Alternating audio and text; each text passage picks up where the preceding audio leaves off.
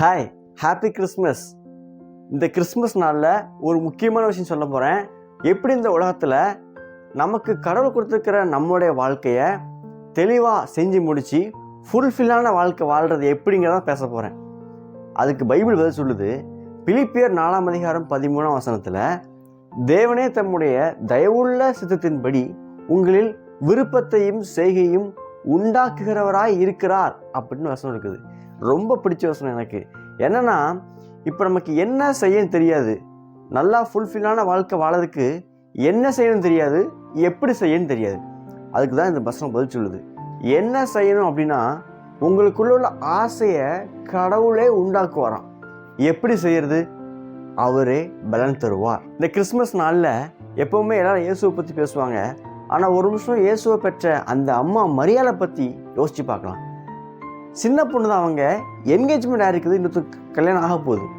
அந்த நேரத்தில் அவங்களுக்கு கடவுள் தூதன் சொல்கிறான், உங்ககிட்ட ஒரு குமாரன் பிறப்பார், அவர் கடவுளே பிறக்க போகிறாரு அப்படி சொன்ன உடனே வயசில் சின்னவங்களாக இருந்தாலும் அவங்களுக்கு ஏற்றுக்கொள்கிறாங்க. பாருங்களேன், திரும்பி கேட்குறாங்க, இது எப்படி நடக்கும், எனக்கு இது நடக்குமா, இதெல்லாம் சாத்தியமா, நான் ஒன்றும் கல்யாணமே ஆகாமல் இருக்கிறேனே, எப்படி கல்யாணமே ஆகாமல் ஒரு குழந்தை எனக்கு பிறக்க முடியும் அப்படின்னு சந்தேகப்பட்டு கேட்டாலும் அதுக்கு அந்த தூதன் சொல்கிறான், கடவுளுடைய பலன் மூலமாக உனக்கு நடக்கும் அப்படின்னு கன்ஃபர்மேஷன் கொடுக்குறான். அப்படின்னா அந்த அம்மா உடனே சரி ஆண்டவரே அப்படி ஆகட்டும் அப்படின்னு ஒத்துக்கிறாங்க, ஏற்றுக்கொள்கிறாங்க.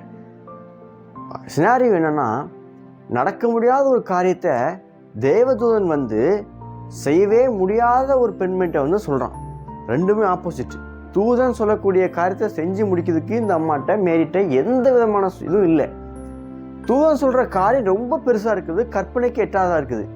ஆனால் ரெண்டும் மிங்கிளாய் நடக்குது. அதுக்கு ரீசன் என்ன தெரியுமா? இந்த மேரிக்குள்ள கடவுளே விருப்பத்தை உண்டாக்குனார்.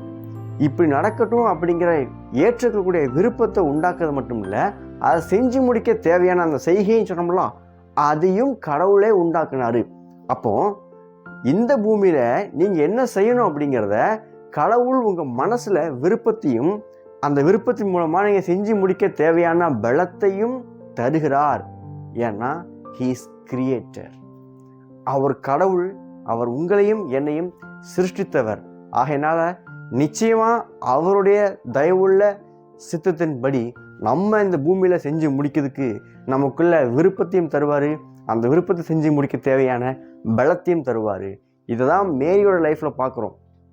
அந்த அம்மா அதை ஏற்றுக்கொண்டதுனால, கடவுள் சொன்னதை அங்கீகரித்து நம்பினதுனால உலக ரட்சகரான இயேசு கிறிஸ்து ஒரு கன்னி பிறந்தார்.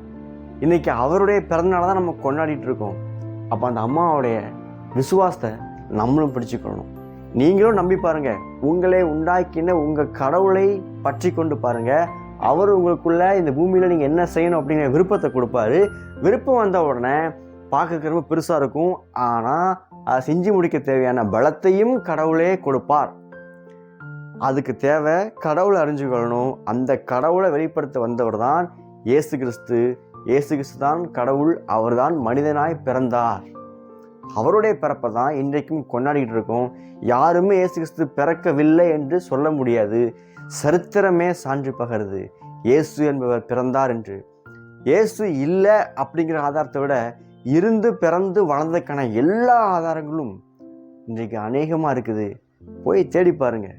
இயேசுவே உண்மையான தெய்வம், உலகத்திற்கு வந்த மெய்யான இரட்சகர். பாய்.